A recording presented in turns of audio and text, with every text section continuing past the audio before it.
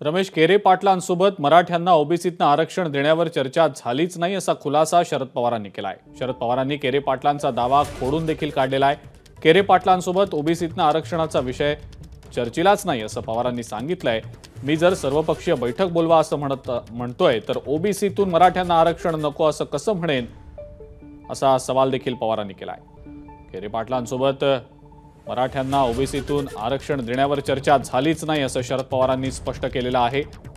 पवार साहेबांनी या ठिकाणी त्यांच्या पक्षाची भूमिका या ठिकाणी स्पष्ट केली। त्यांनी सांगितलं की ओबीसी बांधवांच्या आरक्षणाला धक्का न लागता मराठा समाजाला आरक्षण द्यावं, आमच्या आरक्षणाला त्यात पाठिंबा राहील।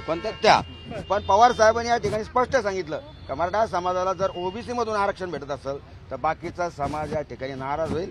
तुम्हाला मी सांगू इच्छितो की मराठा क्रांती ठोक मोर्चानं जी मोहीम हातामध्ये घेतली होती त्या मोहिमेच्या माध्यमातून आज आमचं आंदोलन या ठिकाणी समाप्त झालेलं आहे।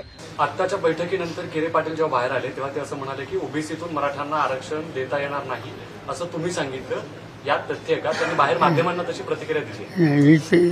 हा विषयच मी काढलेला मी जे बोललो ते सांगितलं, ओबीसीचं देता येणार नाही याची चर्चा माझ्याशी झालेली आहे।